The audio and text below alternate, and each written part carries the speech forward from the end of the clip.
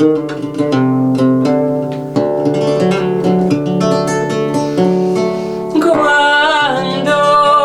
el libro al campo de salía, miraba el cielo en la estería. Vido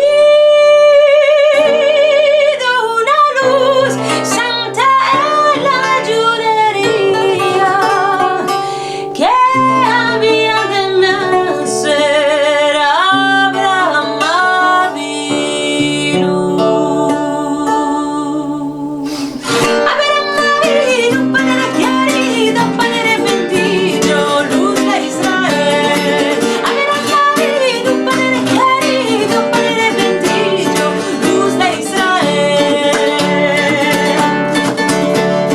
Luego a las comadres se comandaba que toda mujer que preñara quedara, si no pariera al punto la matara, que había de nacer. Abraham Avinu.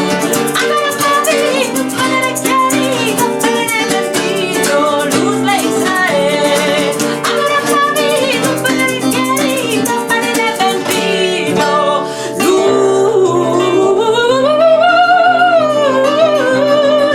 de Israel.